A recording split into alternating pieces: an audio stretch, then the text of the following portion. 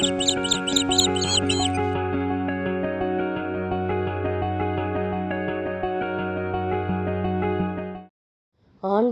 இனிய நாமத்தில் உங்களை சந்திப்பதில் மிக்க மகிழ்ச்சி அடைகின்றேன். நாம் இன்று தியானிக்க எடுத்திருக்கும் தலைப்பு நம் இறைவனுடைய ஆச்சரியமான கிருபை. தியான வசனம்: குற்றங்களின் காரணமாய் இறந்தவர்களாய் இருந்த நாம் அவ்வன்பின் மூலம் இணைந்து உயிர் பெறச் செய்தார். நீங்கள் மீட்கப்பட்டிருப்பது அவரது அருளாலேயே. இந்த வசனத்தின் மூலமாக கடவுள் நமக்கு உணர்த்துவதை சிந்திப்போமா?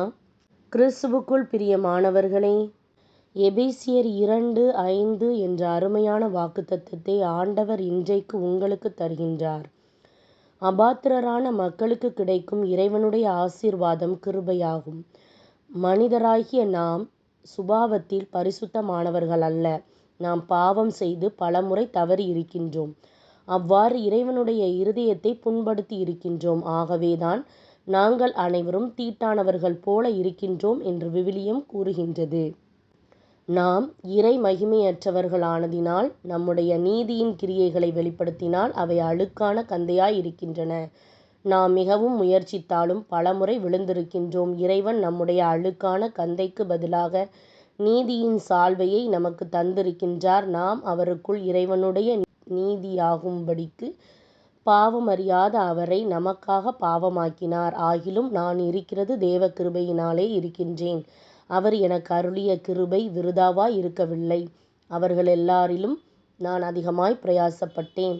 ஆகிலும் நான் அல்ல, என்னுடனே இருக்கின்ற தேவ கிருபையே அப்படி செய்தது என்று அப்போஸ்தலராகிய பவுல் கூறுகின்றார். பிரியமானவர்களே, இறைவனுடைய கிருபை எவ்வளவு ஆச்சரியமானதாய் இருக்கின்றது! அது பெரிதான கிருபையாய் இருக்கின்றது. நம்மால் இறைவனுடைய கிருபையை விவரிக்கவோ அளவிடவோ முடியாது. அவருடைய பெரிதான கிருபையினால் மாத்திரமே நாம் இப்படி இருக்கின்றோம் என்று மட்டுமே நம்மால் கூற இயலும்.